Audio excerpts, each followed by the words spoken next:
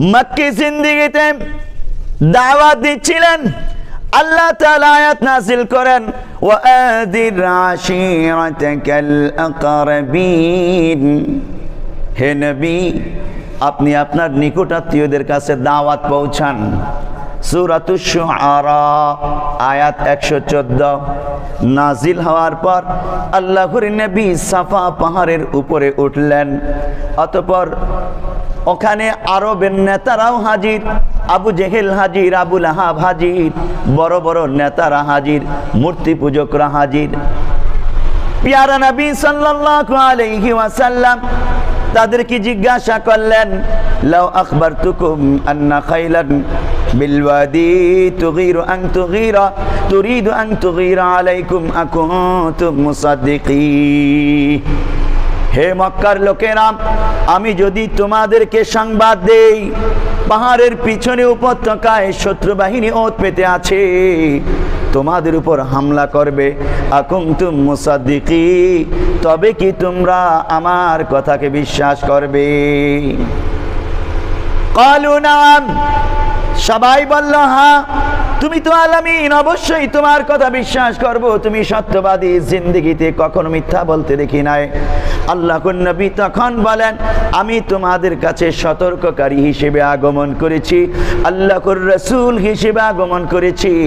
তোমরা দাওয়াত কবুল করে নাও, ইসলাম গ্রহণ করে নাও, অন্যথায় জাহান্নামের শাস্তি তোমাদের জন্য অপেক্ষা করছে। এভাবে মক্কার নেতাদেরকে আল্লাহর নবী দাওয়াত দেওয়ার পর প্রতিক্রিয়া কি হলো? সাউন্ড একটু বাড়ায় দিই।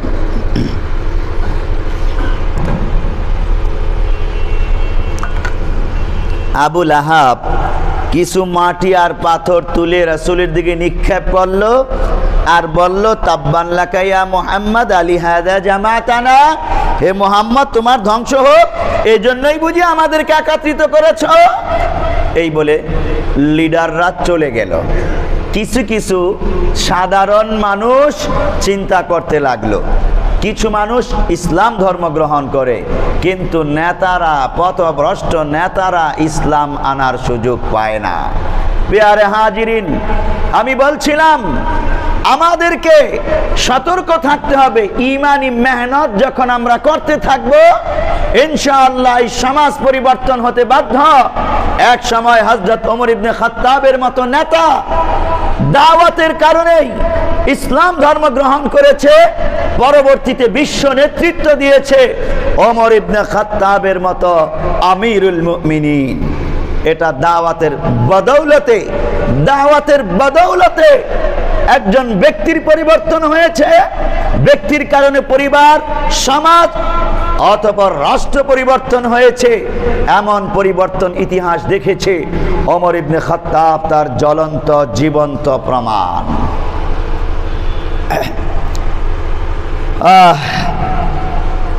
আল্লাহ তাআলা নিজেও দাওয়াতকারী, মুবাল্লিগ। খোদ আল্লাহ তাআলা কোরআনে বলছেন, ওয়াল্লাহি ইয়াদউ ইলাল জান্নাতি ওয়াল মাগফিরাতি বিইذনিহি ওয়া ইউবাইয়িনু আয়াতিহি লিন-নাসি লাআল্লাহুম ইয়াতাযাক্কারুন। সূরা বাকারা আয়াত নম্বর 221। এই আয়াতে ওয়াল্লাহু ইয়াদউ ইলাল জান্নাতি ওয়াল মাগফিরা, ওয়াল্লাহু ইয়াদউ, আল্লাহ দাওয়াত দেন জান্নাত এবং ক্ষমার দিকে বান্দাদেরকে। তাহলে আল্লাহ তাআলাও দাওয়াত ও তাবলীগ করেন।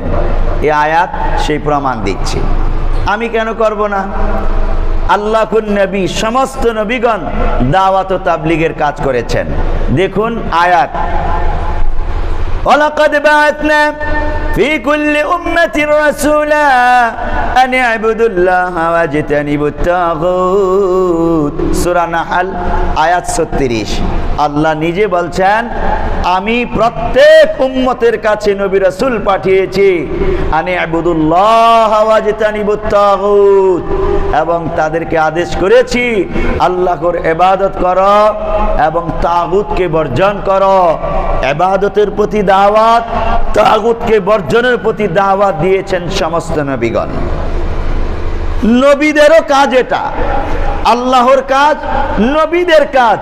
যেই উম্মত, যেই বান্দা করবে, সেই বান্দা কি কম দামি হবে না বেশি দামি হবে? নিঃসন্দেহে বেশি দামি হবে। আল্লাহ তাআলা আমাদেরকে বেশি দামি হবার তৌফিক দান করুন, বলি আমিন। দেখুন, সকালবেলা যদি আমি একজন মানুষকে দাওয়াত দিয়ে ভালো কাজের দিকে আনতে পারি, কতটুকুন সওয়াব পাবো, বা কয় টাকা পাবো, কয় টাকা পরিমাণ নেকি পাবো? আমাদের দুনিয়ার মানুষ তো নগদে বিশ্বাস করে, যেটা দেখা যায় না, বাকিতে বিশ্বাস করে না। এই জন্য আল্লাহর নবী নগদ একটা দৃষ্টান্ত উদাহরণ দিয়েছেন। ফাওয়াল্লাহি লিআন ইউহদা বিকা রাজুলুন ওয়াহিদুন খায়রুন লাকা মিন হুমুরিন নিআমি। সহিহ বুখারী হাদিস নম্বর 2942। আল্লাহর নবী বলছেন, আল্লাহর কসম, তোমার দাওয়াত পেয়ে একজন ব্যক্তিও যদি হেদায়েত পায়, নামাজি হয়ে যায়, তুমি এক সকালে দাওয়াত দিলে একজনকে, ওই বেটা নামাজি হয়ে গেল, তাহলে তুমি কয় টাকা পাবা? আল্লাহর নবী বলছেন, খায়রুন লাকা, তোমার জন্য উত্তম, মিন হুমুরিন নিআমি, লাল উটের চেয়েও। বলবেন, লাল উট দিয়ে আমি কি করব? আল্লাহর নবী আপনাকে লাল উট নিতে বলে নাই, মূল্য বুঝিয়েছে। ওই যে কিছু উম্মত আছে না, নগদে বিশ্বাস করে, আল্লাহর নবী এখানে বললেন, একটা লাল উট আরবের লোকেরা পাওয়ার জন্য খুব লালায়িত থাকে।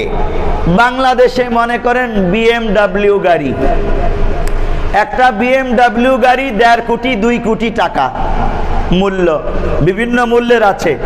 ধরেন 2 কোটি টাকার একটা BMW গাড়ি, এটা একজন ব্যক্তির কে যদি দেওয়া হয়, কতটা খুশি হবে? ও বাবা, 2 কোটি টাকা মূল্যের গাড়ি পেয়ে গেলাম আমি। ঠিক আল্লাহর নবী এই নগদ উদাহরণটা দিলেন। লাল উট মানে তখনকার যুগে 2 কোটি টাকার একটা গাড়ি। উট তো গাড়িই ছিল, বাহন ছিল, মরু জাহাজ ছিল। সাহাবায়ে কেরাম এবং আরবের লোকেরা এটাকে খুব পছন্দ করত। তো একজন ব্যক্তির দ্বারা যদি কোনো ব্যক্তি নামাজি হয়ে যায়, একজন ব্যক্তি নামাজি হয়ে গেলে, হেদায়েত পেয়ে গেলে, তার নগদ এই লাভ। এছাড়া যেটা দেখা যায় না, সেই লাভ তো আছেই, হাসরের ময়দানে গেলে সেটা পাওয়া যাবে।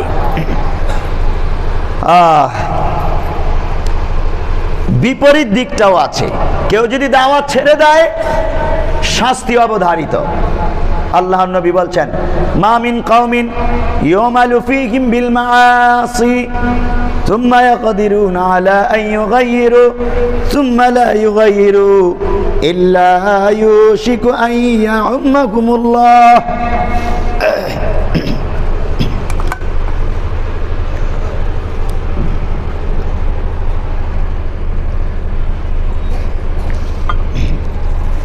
কোনো ব্যক্তি যখন দেখলো সমাজে, পরিবারে অন্যায় কাজ হচ্ছে, কিন্তু সে এই অন্যায়টাকে শক্তি থাকা সত্ত্বেও প্রতিরোধ করলো না, ভালো কাজের দাওয়াত দিল না, পেয়ারা নবী বলছেন, তখন ওই ব্যক্তির উপর, এবং ওই ব্যক্তিকেও যদি না ঠেকায়, অন্যায়কারীদেরকে না ঠেকায়, ওই অন্যায়কারীদের অন্যায়ের কারণে ব্যাপকভাবে সবার উপর আযাব গজব নেমে আসে।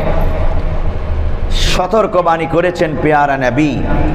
এই জন্য আমরা হেদায়েতের পথে থাকব, হেদায়েতের দাওয়াত দিব, এবং হেদায়েতের জামাতের সাথে অন্তর্ভুক্ত থেকে কাজ করব।